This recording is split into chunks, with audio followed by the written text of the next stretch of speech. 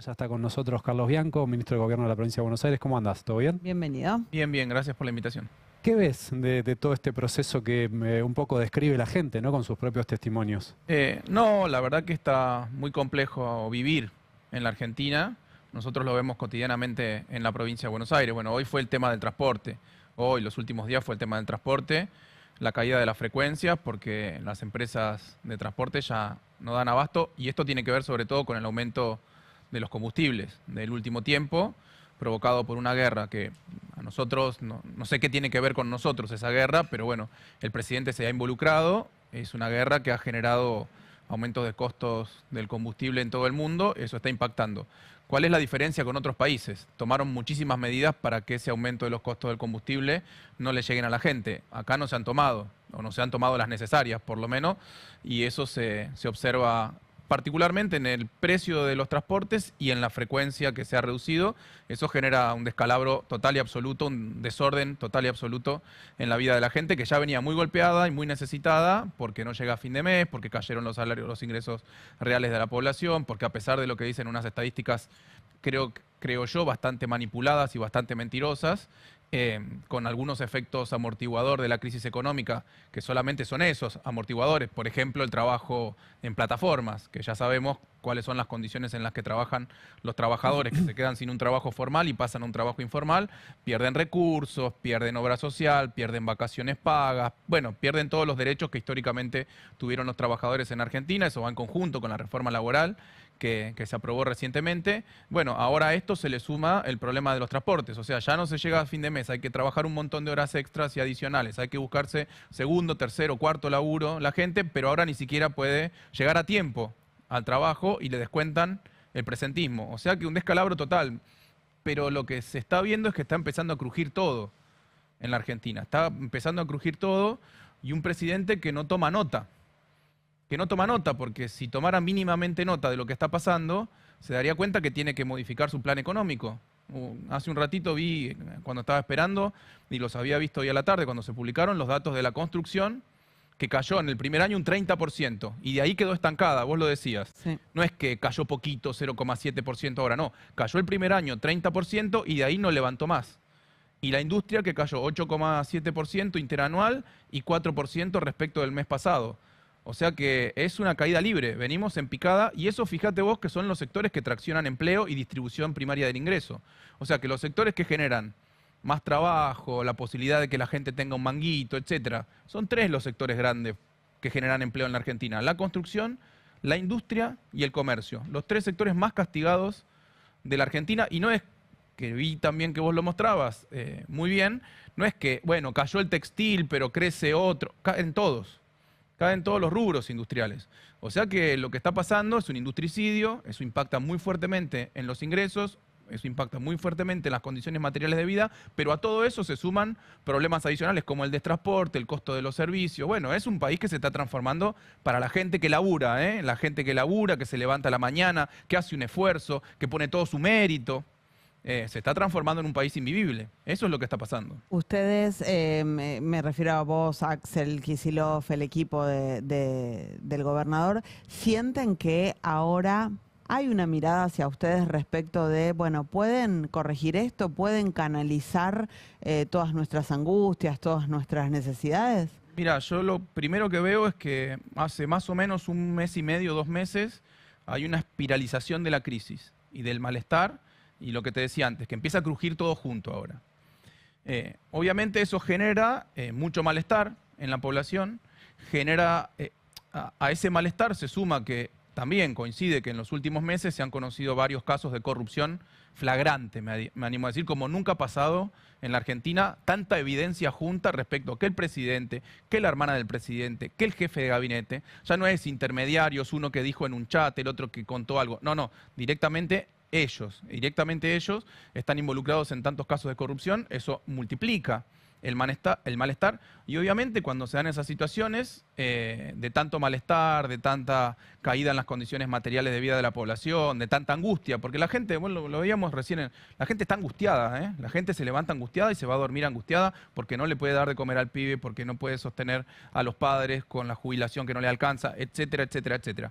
Cuando pasa eso, naturalmente la gente empieza a buscar alternativas, que quizá era algo que no estaba pasando así todavía. ¿No? Porque la gente decía, bueno, sí, por ahí era necesario lo que se está haciendo, va a rebotar, va a empezar a crecer, va a mejorar. Mucha gente, ¿no? Que decía, no, pero esto había que hacerlo.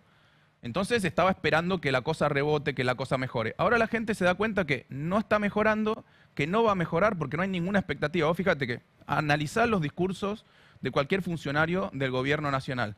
Ninguno está diciendo, no, no, tranquilos que en julio va a rebotar la actividad económica, en septiembre no sé qué, y te lo explica además. No, no hay nada, no hay esperanza, no hay futuro, no hay expectativa. Entonces, ¿qué hace la gente? Naturalmente, que era mucho lo que se criticaba de alguna forma al peronismo. Que bueno, la gente no está mirando al peronismo. Hasta hace poquito se decía eso. Ahora yo creo que la gente empezó a mirar alternativas. Y cuando uno mira el panorama político de la Argentina, ¿es peronismo o Milei? No hay muchas cosas más, ¿eh?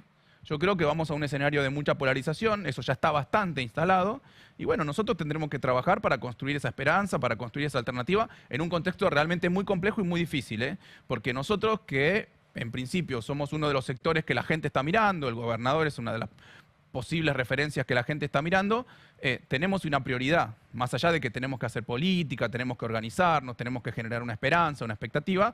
Tenemos que gobernar la provincia de Buenos Aires, la provincia más grande de la Argentina, con 17 millones de habitantes, con recursos que nos corta todos los días el gobierno nacional, porque nosotros lo hemos denunciado hasta el cansancio, 22 billones de pesos en 2 años y medio, eso es medio presupuesto anual, que nos ha recortado de fondos que le corresponden a la provincia de Buenos Aires, pero a eso se suman la caída de la coparticipación, se suma la caída de la recaudación propia por la crisis económica, o sea que prioridad nuestra, sostener esta situación.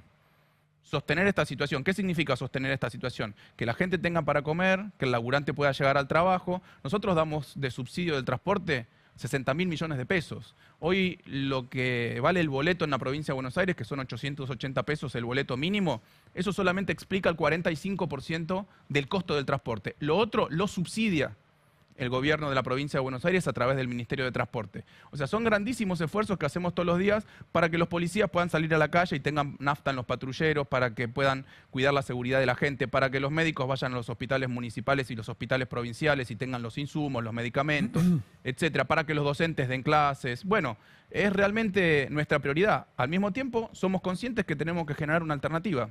Tenemos que generar una alternativa porque este país, yo lo imagino 4 años más con este nivel de desidia y de crueldad,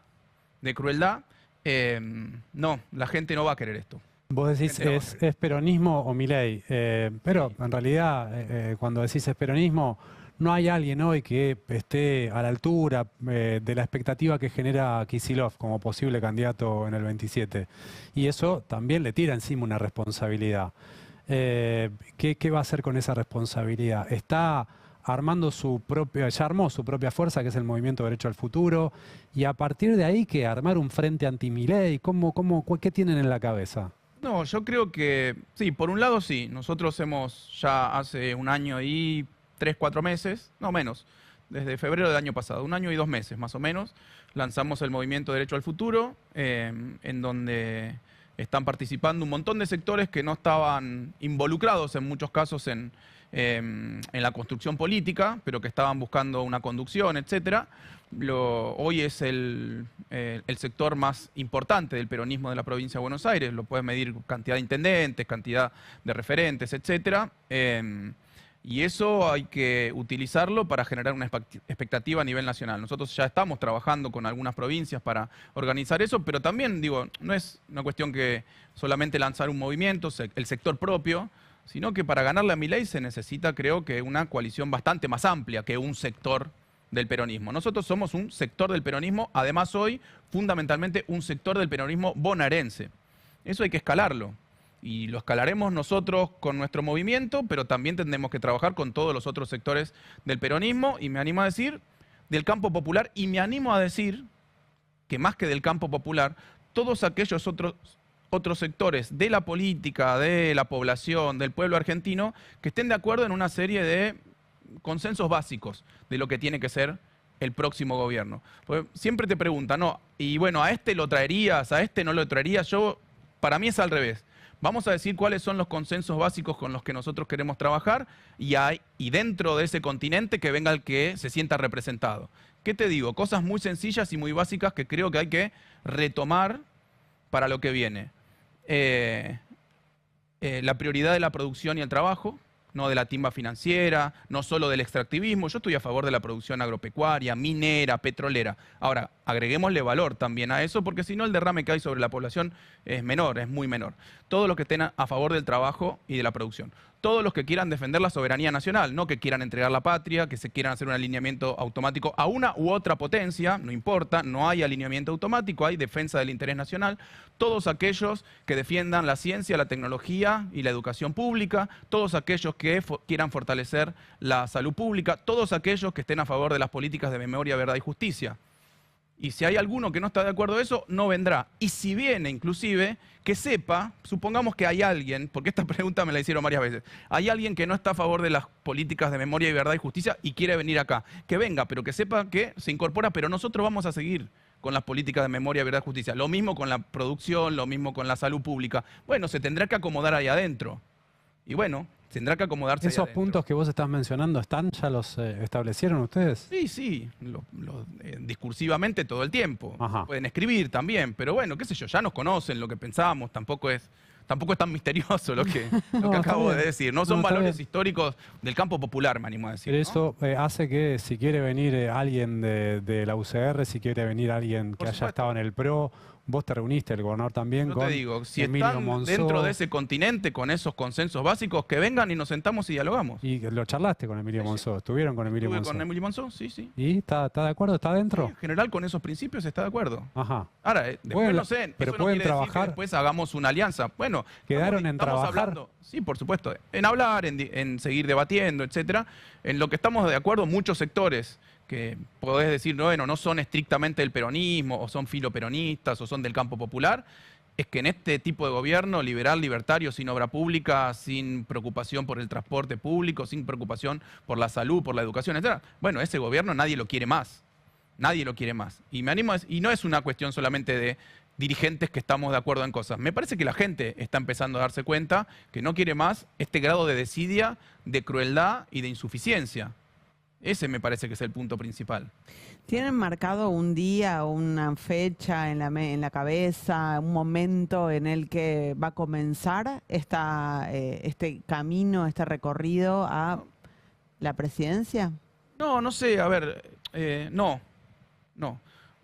Tenemos marcado unas fechas, digamos, amplias que nos definió el gobernador, que lo hizo el 26 de diciembre en el acto de cierre del año que hicimos con unos 500 dirigentes del Movimiento Derecho al Futuro de la provincia de Buenos Aires. Lo que nos dijo el gobernador es, el año que viene no es un año ni de campaña ni de candidatura.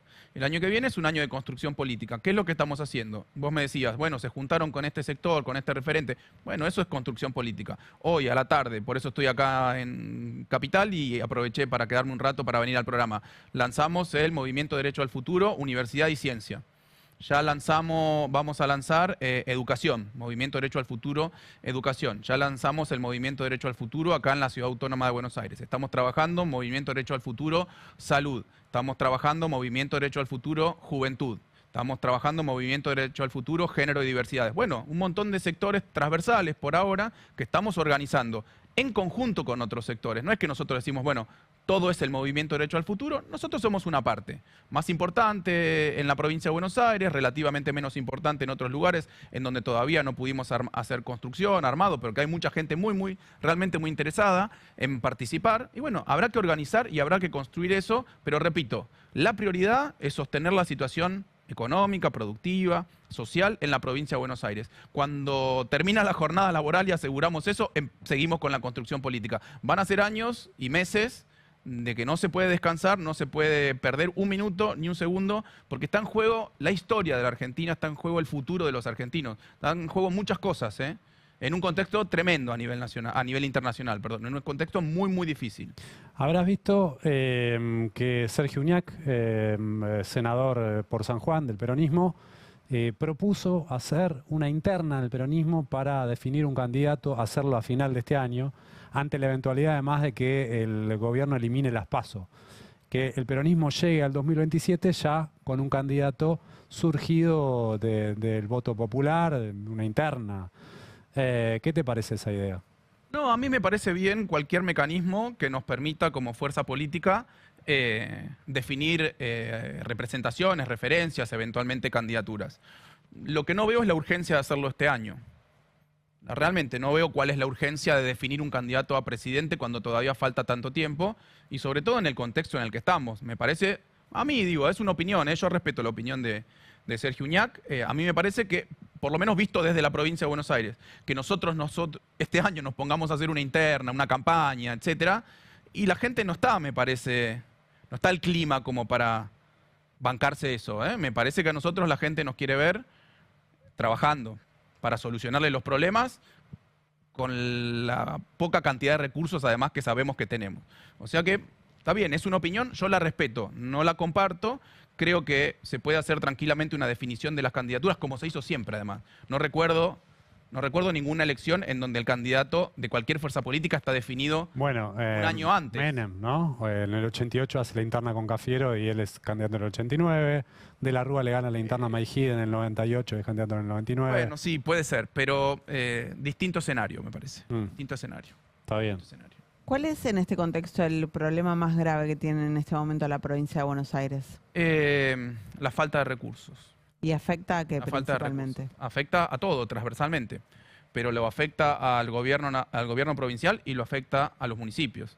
Sobre todo, hoy lo estuve hablando hoy tuve una reunión muy interesante, muy importante con representantes del Foro de Intendentes Radicales de la provincia de Buenos Aires, que me vinieron a plantear la falta de recursos, cosa que obviamente nosotros ya sabíamos. Y lo que me decían, cosa que también sabíamos, pero que ellos me lo refuerzan, es que el principal problema lo están teniendo los municipios que dependen mucho de la coparticipación, que son básicamente los municipios del interior. Hay municipios que de todos sus recursos, 80%, 85% aproximadamente, dependen de la coparticipación provincial, que a su vez depende de la coparticipación nacional y la recaudación provincial, que las dos están a la baja por la crisis económica.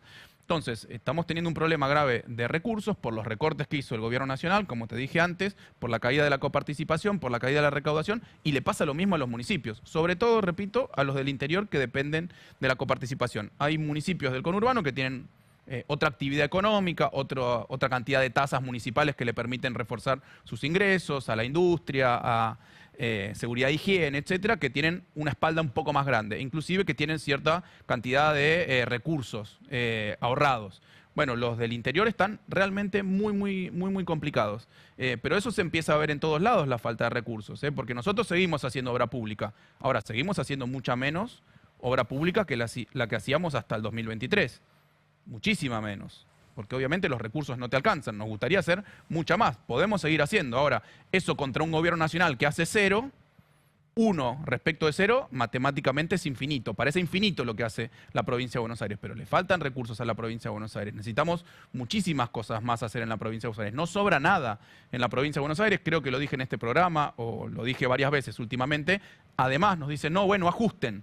La provincia de Buenos Aires es el gobierno provincial que menos recursos tiene respecto de su población. Es decir, el gobierno más pobre de la Argentina, de las provincias argentinas, es el gobierno de la provincia de Buenos Aires.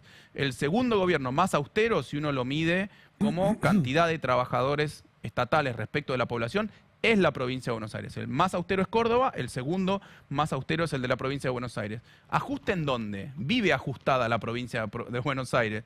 Genera el 40% de los recursos impositivos totales de la Argentina y solo recibe de la cantidad de impuestos totales que se cobran en la provincia de Buenos Aires, 7% de los impuestos totales, 22% de los impuestos coparticipables. Vive ajustada la provincia de Buenos Aires. Si llegamos hasta acá es porque lo hicimos con mucha responsabilidad, con mucha transparencia. Bueno, no se le puede pedir más a la provincia de Buenos Aires, ¿eh?